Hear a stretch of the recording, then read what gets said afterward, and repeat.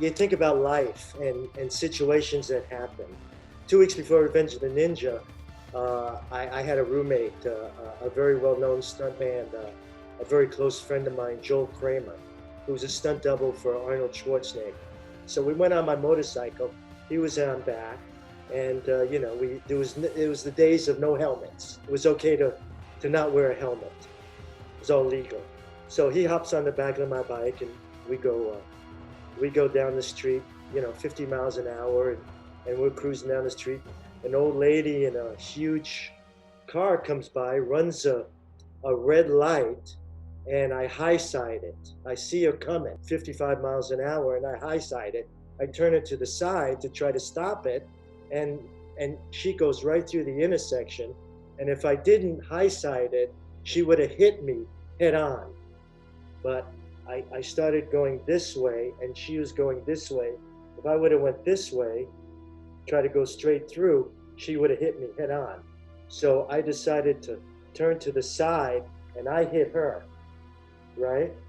And we went flying off the bike, and I went through the front windshield onto her lap. And Joel went over the car, but his foot, his shin, hit the top of the roof.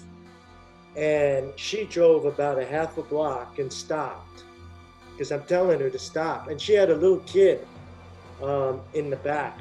She had to be 7, 8 years old, little girl. And I finally convinced her to stop. And make a long story short, I broke my ankle, and I broke my wrist, and I got 76 stitches.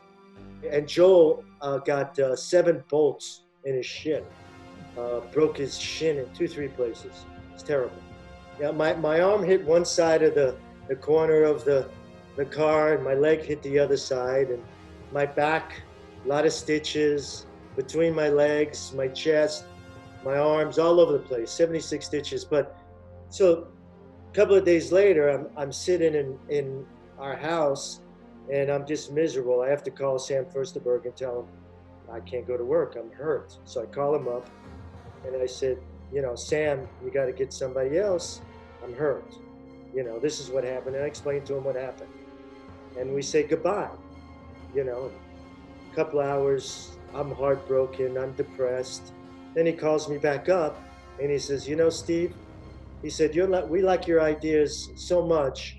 Why don't you come and just coordinate? Don't do any stunts, just coordinate and come. And I said, okay. And that's what happened. I went there, and as I was prepping, a few days went by, and I realized what I was putting together, and I just decided I'll do everything with the opposite leg and the opposite arm, and with 76 stitches in me.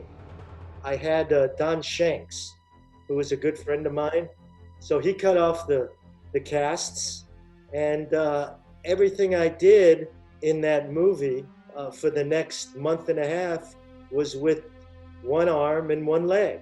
In other words, if I had to hold on to something, I would hold on with one arm. I would fake it with the other arm. If I had to, stand up, I would stand up on the good leg. And that's what I went through for about a month.